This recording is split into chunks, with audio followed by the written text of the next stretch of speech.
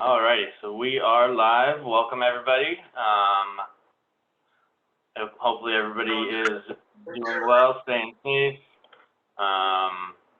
This is the Addenda class. We have Faith Nagy here from Dynamic Closing to deliver this class. So without further ado, Faith, if you want to take it away. If you guys have any questions, you can chat them into the chat box, and we'll do our best to get to them as we go through.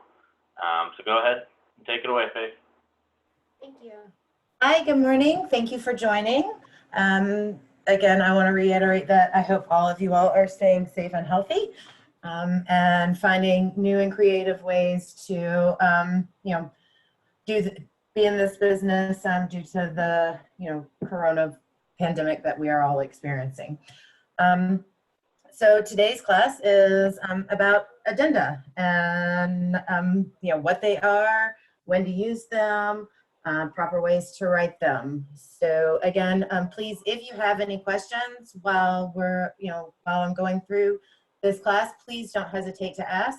I like questions. So main thing that we're here, kind of our high points of what will be taught today.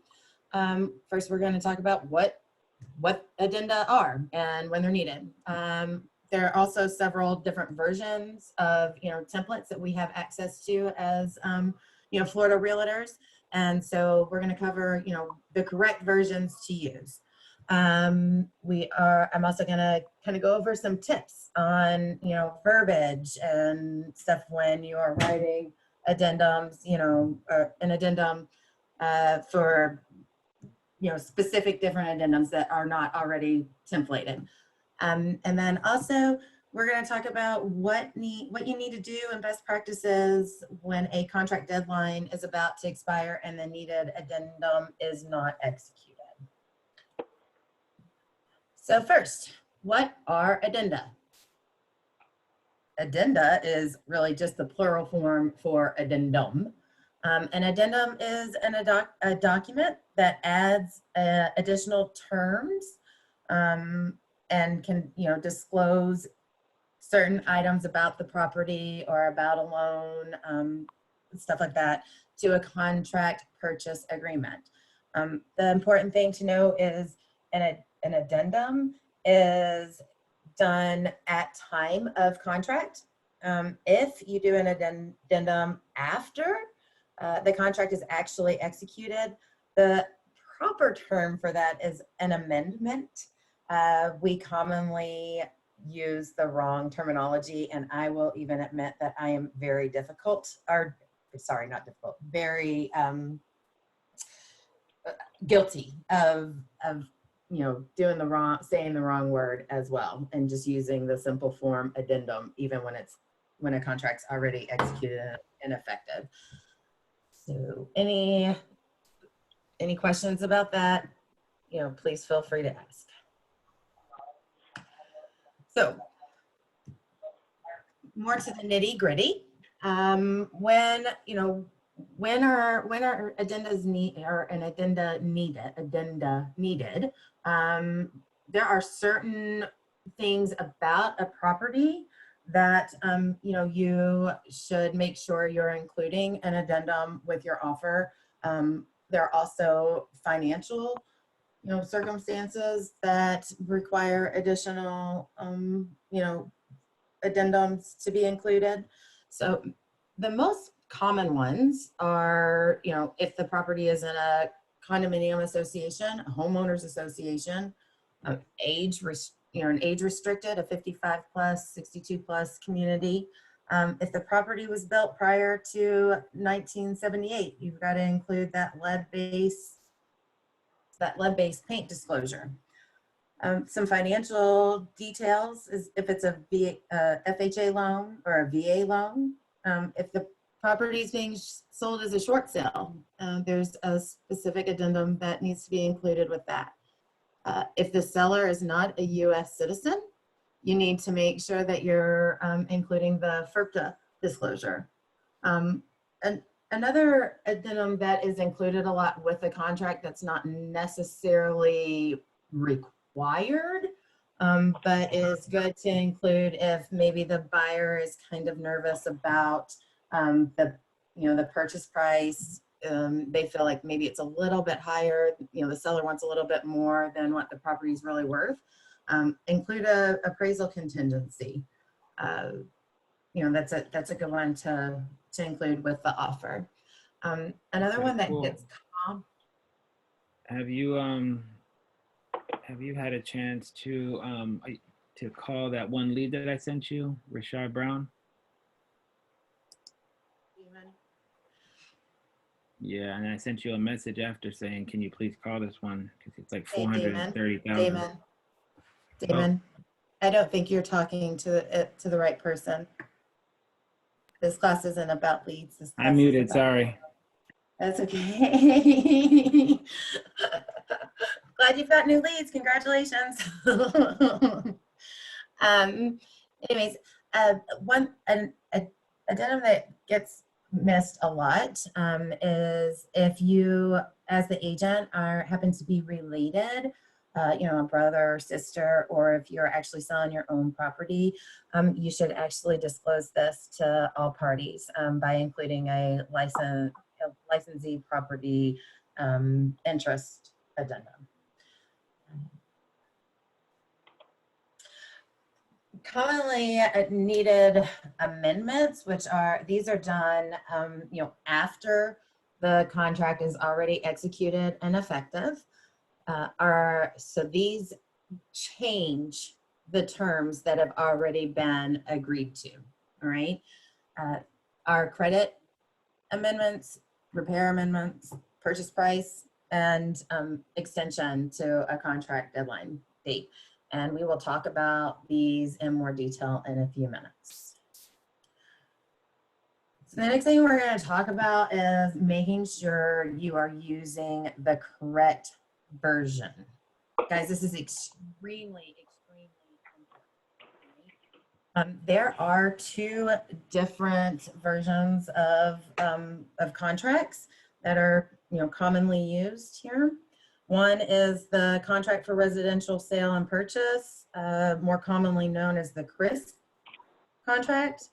The other contract that we use way more often is the Florida bar as is, the FAR bar.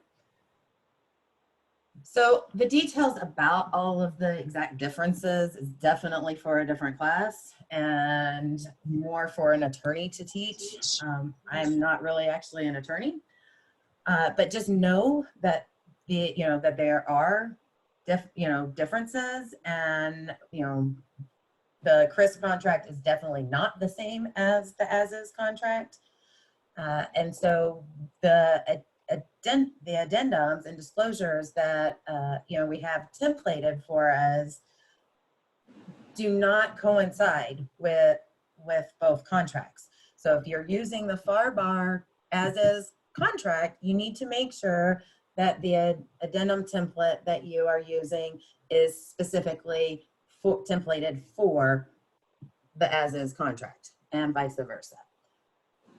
How do you tell the difference? So first, you got to make sure you know what contract you've actually completed. The best way to figure this out is to actually look at the bottom of each page. So at the bottom of each page, it will actually tell you if it's the CRISP or the the FAR bar as is. How do you tell if the addendum, now that you know which contract you're using, how do you tell if the addendum you're looking at or getting ready to fill out is the right one? That's exactly the same way. And sorry, on these slides, the print didn't come out as clear as we wanted it to, but at the bottom, you can tell if, by the terminology written at the bottom. If it's a CRISP, it'll say, CRSP. If it's the FAR bar, it'll say, that it's the, Florida bar one at the bottom.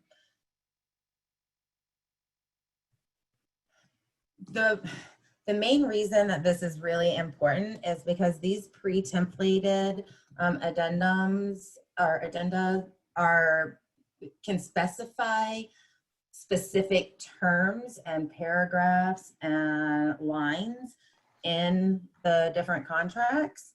So if you use the, if you use the wrong one, and then the timelines you might not be able to figure out the timelines. If it says that it changes paragraph, B, if it says that, the terminologies or the, terms don't always coincide. So if you've got any more questions about that, please don't hesitate to ask. So now let's get into more of the addendas after you've already got an executed and effective contract.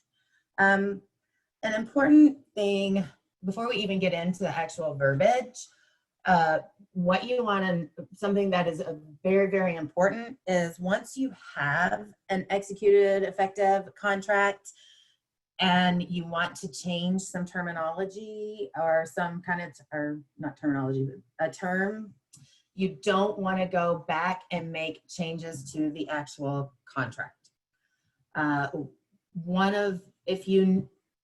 What makes a contract effective is the last date that that it was initialed by the last party.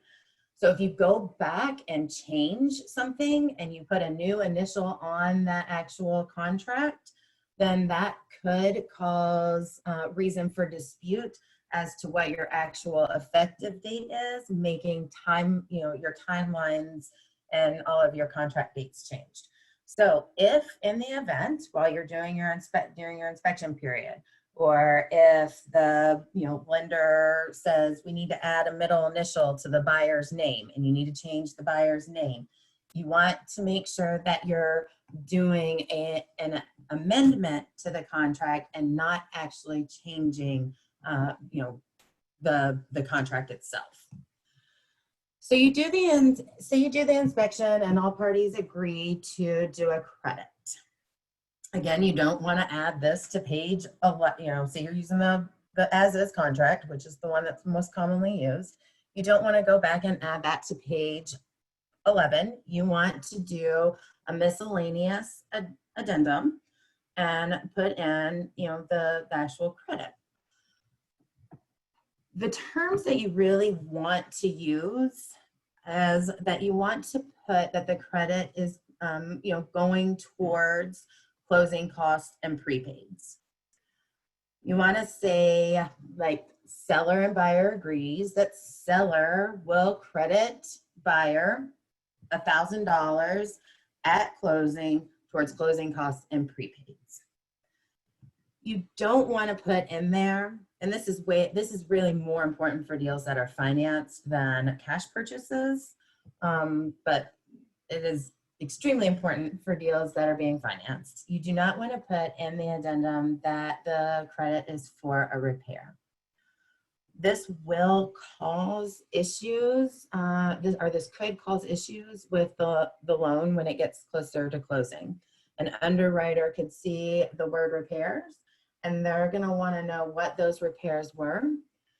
And then they might actually require that the repairs be done prior to closing if they're, if it's disclosed to the lender that there's, any kind of issue with the property. We actually had a deal, not to interrupt you, we had a deal come up yesterday where they had mistakenly provided an addendum to a VA lender, and it required a reinspection of the property the day before closing and caused them to delay 3 days to get access for the right person into the house.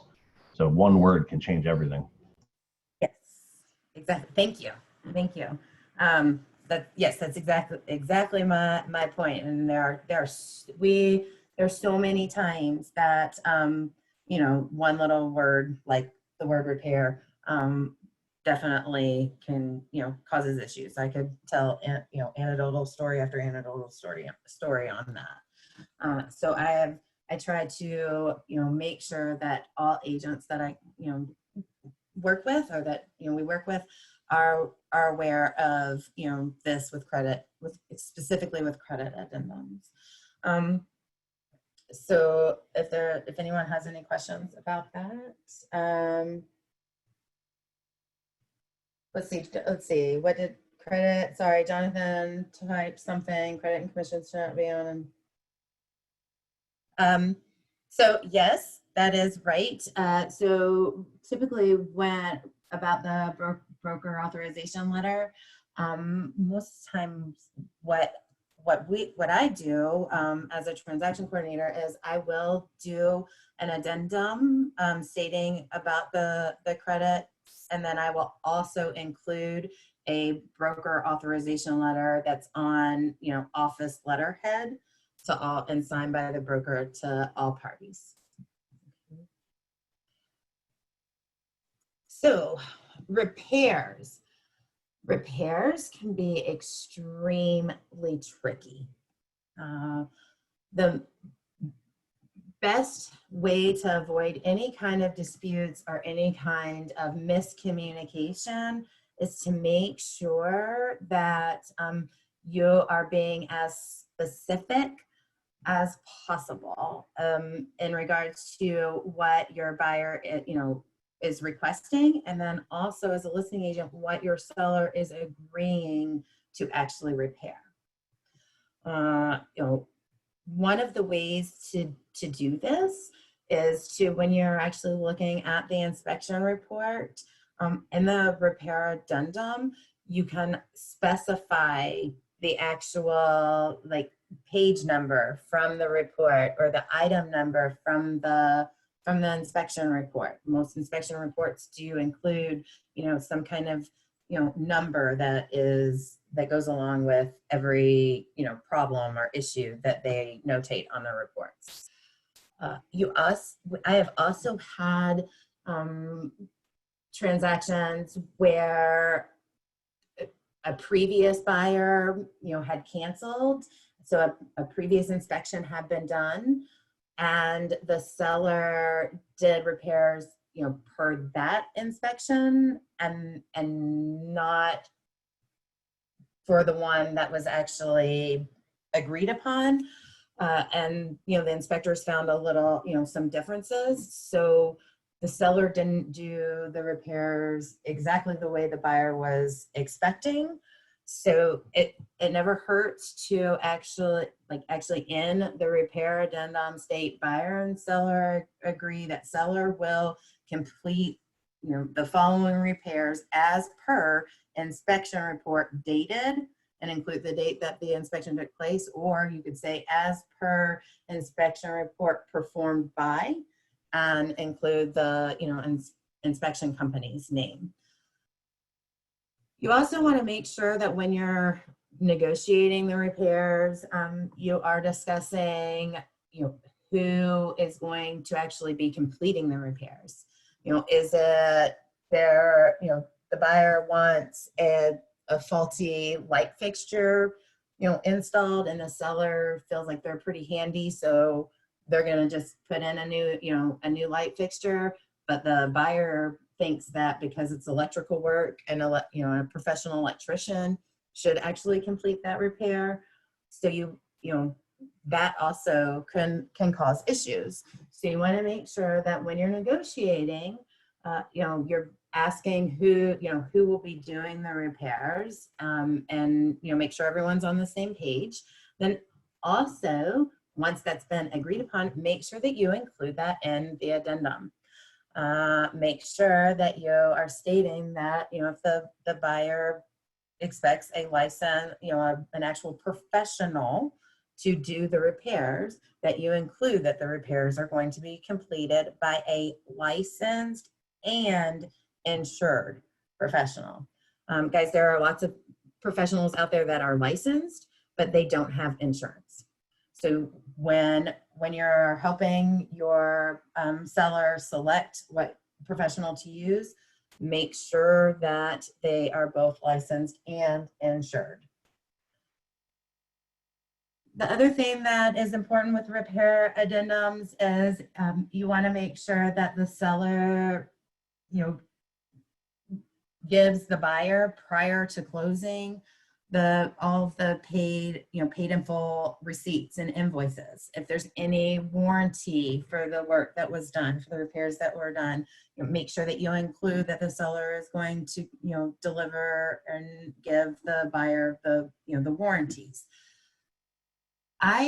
When I'm writing them, I actually specify a deadline date for the seller to give those to the buyer. I typically will use like 3 or 5 days.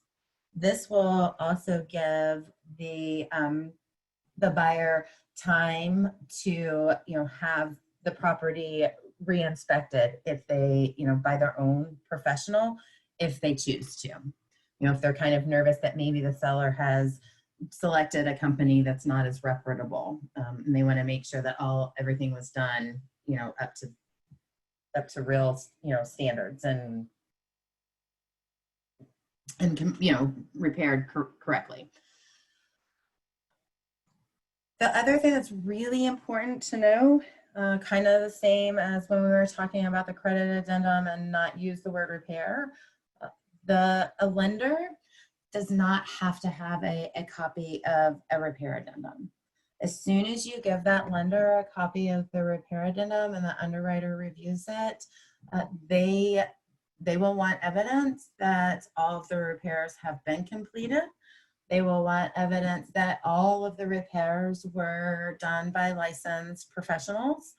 So if in the event that the repairs were just kind of little, handyman repairs that the seller completed, the lender might not accept that. If the lender might require a re-inspection, which could cause additional expenses to your buyer, and definitely could cause, delays in closing.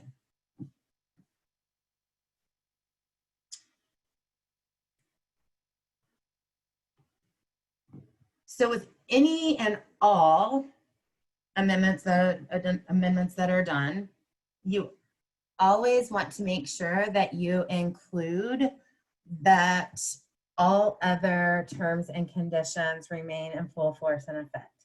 That the only thing that is being changed or being amended about the addendum, about the contract, is the thing specified in that addendum. So this is really, really, really important.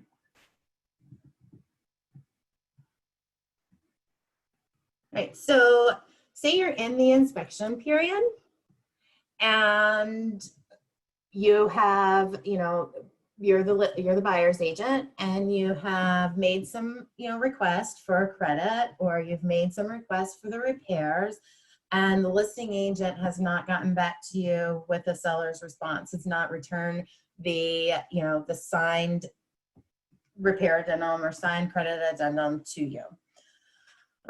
Or maybe you need to get another professional out there, like a roofer, to get a roof quote, but the roofer's not available until after the inspection period is over.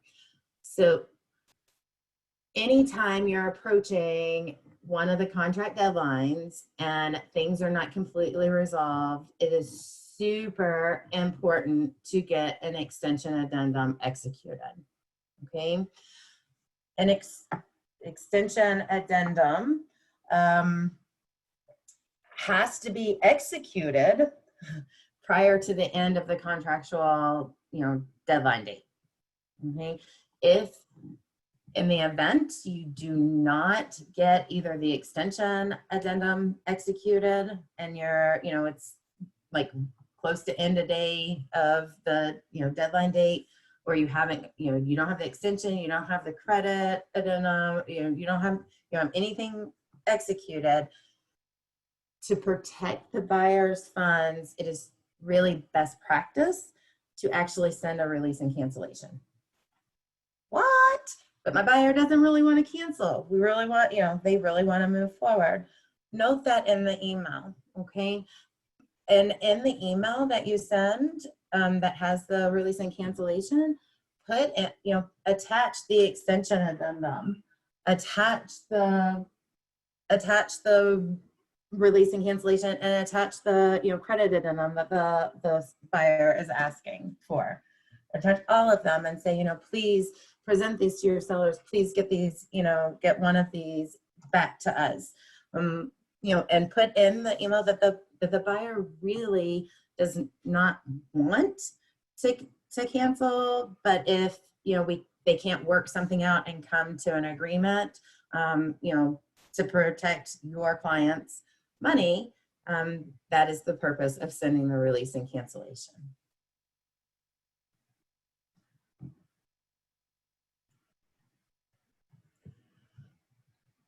One of the most important things to remember, and kind of the whole reason of this class, is you've got to remember that verbal agreements and emails from the cooperating agent are not legally binding, right? So that is what makes written addendums and or addenda and amendments signed by all parties extremely important.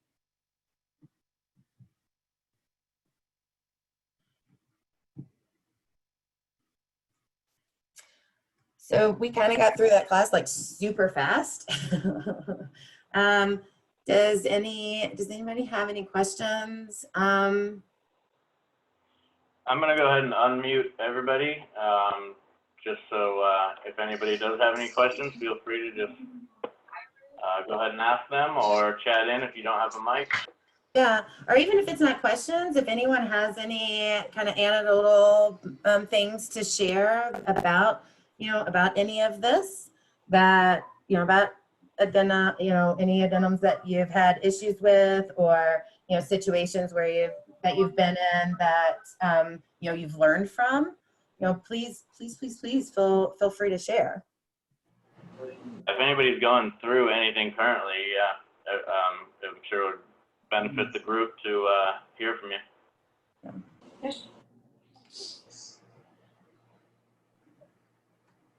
Let's see, Claudia, is time of day that is expiration 5 p.m. or midnight?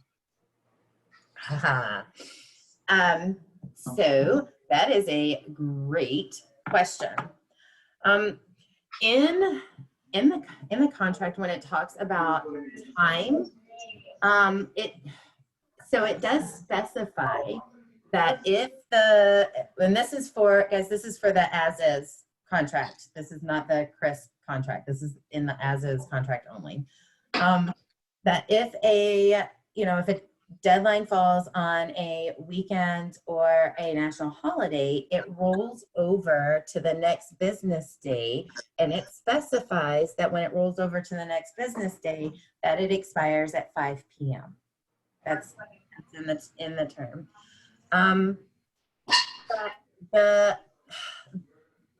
The other side is it doesn't really specify that the end of day, if it actually lands on a weekday, that expiration is 5 p.m.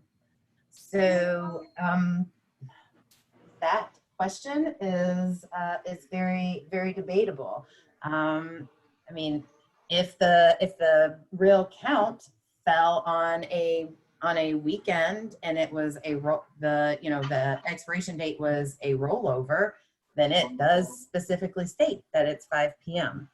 In the event that it actually that your count actually landed on a weekday, and it's not because of a rollover, then it doesn't specify whether it's 5 p.m. or midnight. So most agents take that as they have until 11:59. Now,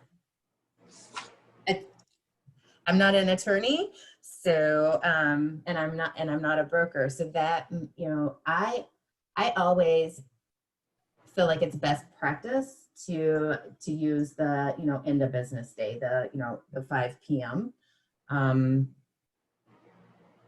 might want to, you might want to, reach out to the broker. I tried it. My feeling is best practice is to use 5 p.m. for every deadline date.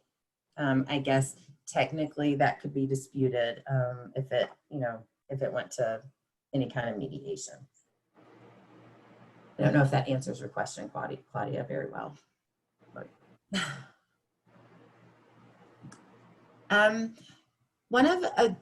One situation that I had happen recently was actually on a purchase price addenda.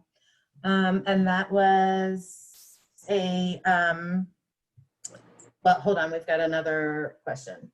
Broker commission when as an agent and is there, so there isn't, I do not know of an actual template for a broker commission, but what I typically do is write a letter stating that the broker agree that the office, like location realty, agrees to give buyer and then their name and then and then the address, credit towards closing, credit and then the amount from their commission towards closing costs and prepaids, and then have the broker sign it.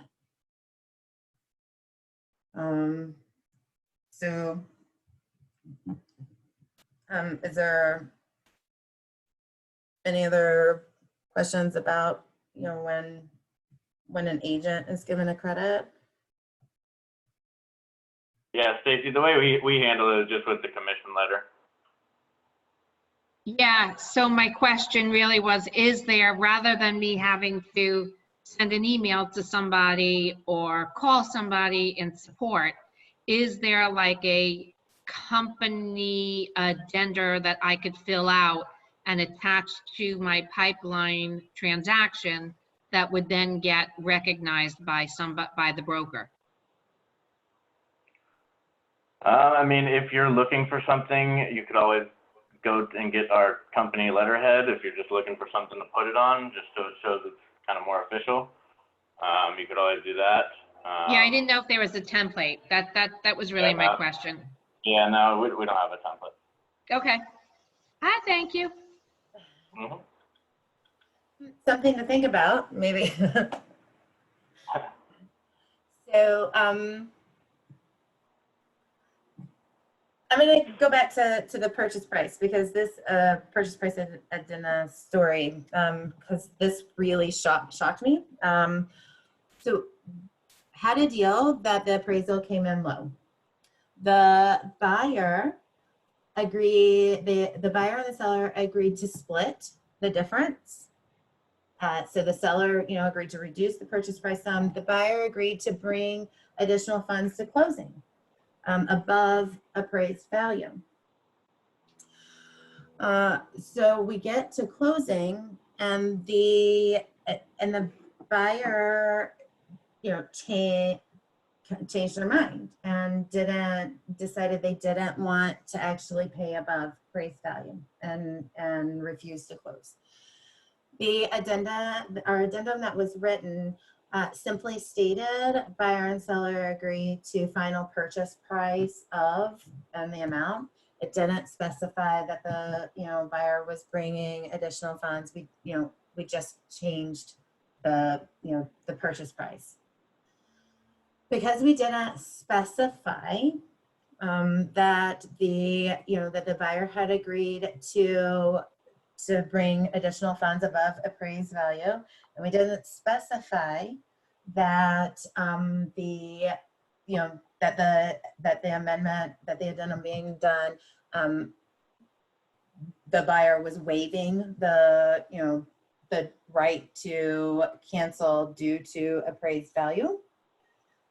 When the buyer refused to close, of course the seller tried to go after the escrow, because we had the purchase price, everyone agreed to that purchase price. The seller lost because during mediation, it was agreed upon that because the addenda did not specify that the buyer was, agreeing to bring in additional funds above appraised value, and that, the buyer was waiving the right to, to cancel due to purchase price being below, due to the appraised value. The seller did not win. The buyer was awarded their funds back. So it was definitely a slap in the face for me, and taught me a big lesson as to how to properly write purchase price addendums when it's due to a low appraisal. So you want to make sure if that happens that you include that the buyer is agreeing to bring in, pay above appraised value, and that they're waiving their right to cancel due to a low appraisal.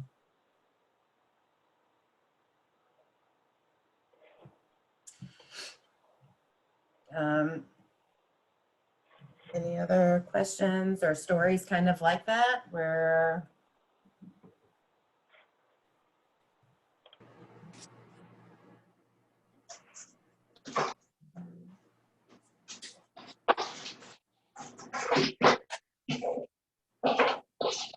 Any other questions from anybody? I had one quick question, just because when we're doing our compliance review, one of the addendum that comes up a lot that often we have to kick back to agents because they are filling it out incorrectly is the lead-based paint addendum. I don't know if you can go over that real quick just to let everybody know when you have to complete that one, who has to sign, where to sign.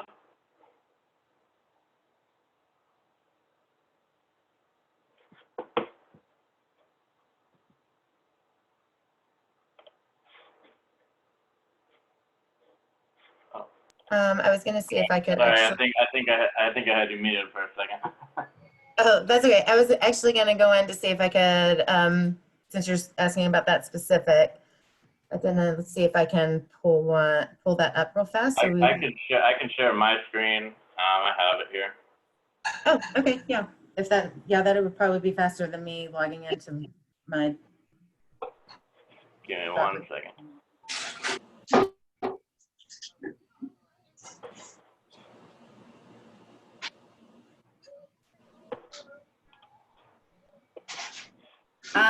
So one of the big, while he's getting one of the big questions that I get asked is, the property was built in 1978. Is it needed? Can everybody see the lead-based paint on the screen? Yes. Can you scroll down a little bit? I'm only seeing like the very top part of it. I don't know if everyone else is as well. There, yeah, that's. Whoa. Is it there? Okay. So, yeah, kind of. Okay, now can you make it smaller? There, now we can see the whole thing. So one of the biggest questions that we get asked is, the property was actually built in 1978. Do I need a lead-based paint disclosure? If you look at the addendum, it says pre. So that means 1977 or before. So pre-1978. Now, if the house was built in 1978 and a lead-based paint disclosure is included, I don't believe that it's going to hurt anything. With that being said, is it actually required? No.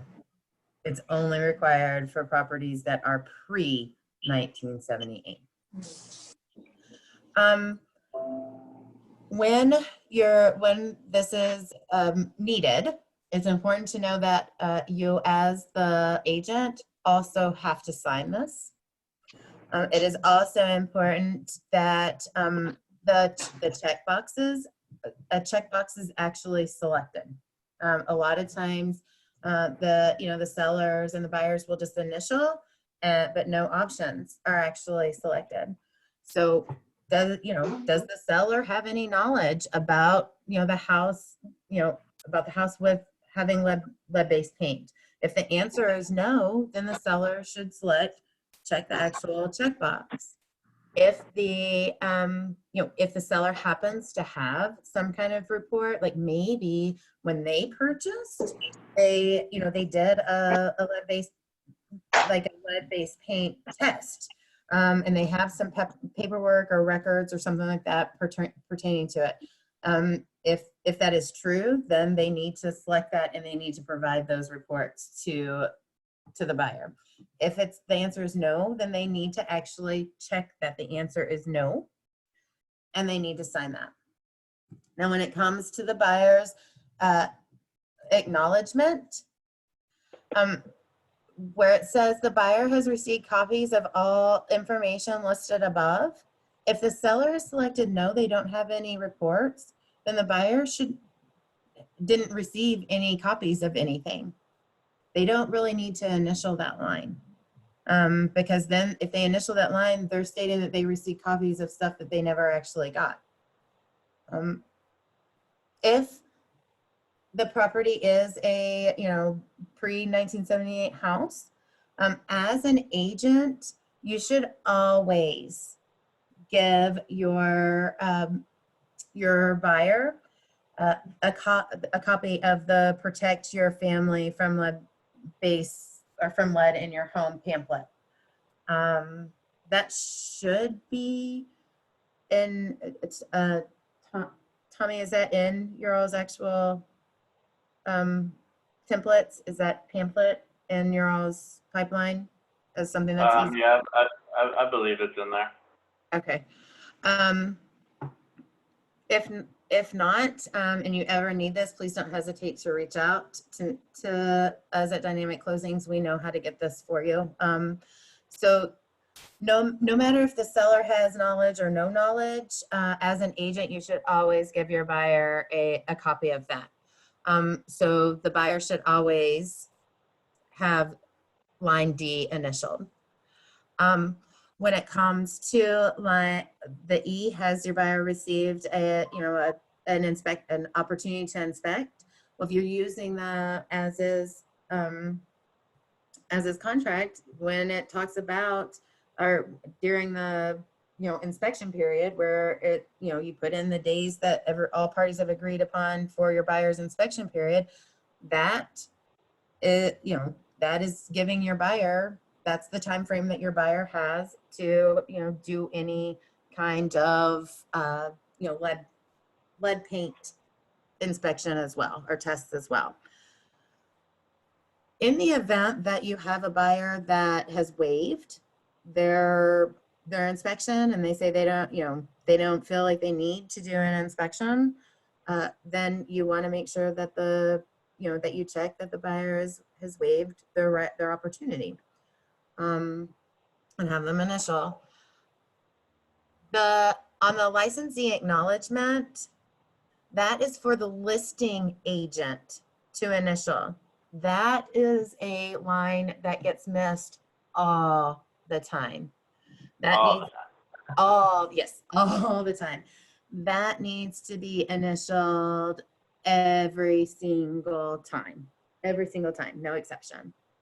And then also down below, where the sellers are required to sign and where the buyers are required to sign, both listing and selling agent need to sign there as well. That is another thing that gets missed all the time. So make sure that you're double checking, one, that checked boxes have been selected and it's not really just empty with, initials. And then also make sure that both listing agent has initialed line F and signed below their sellers, and make sure that the buyer's agent has signed below their buyers. Any Awesome.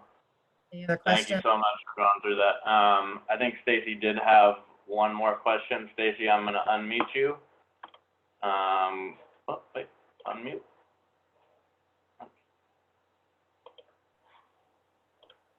Okay, hi, can you hear me? Yeah, go ahead. Yep.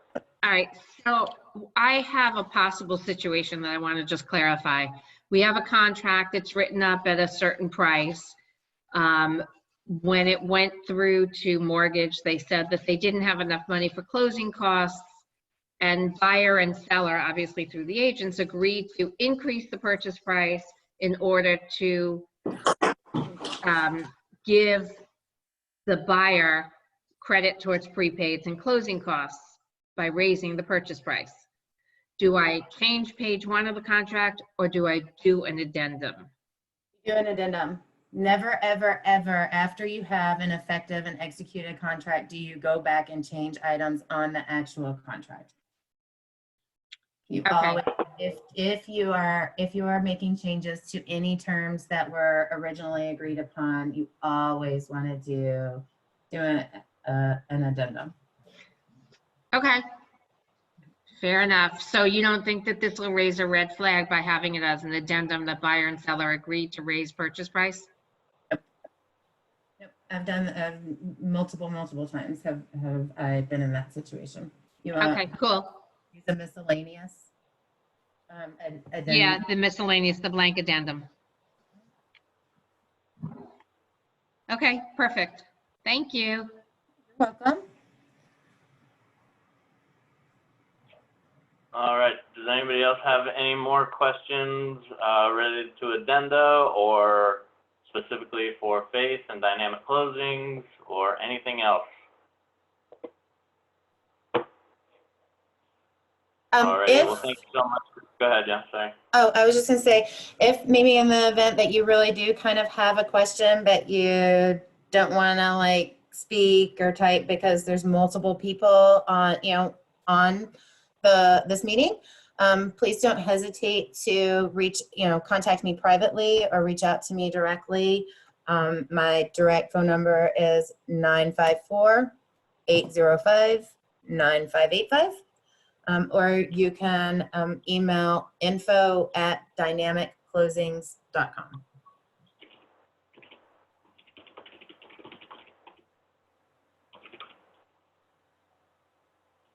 All right, I put that in the chat as well. Well, thank you so much, Faith. Thank you, everybody, for coming. Again, we're all here for you. If anybody needs anything, you can always reach out to location support or the closing team or dynamic closings. We're here to get through all this crazy time together and answer any questions that you need. Thank you. Thanks, Faith. Have a good day. You too.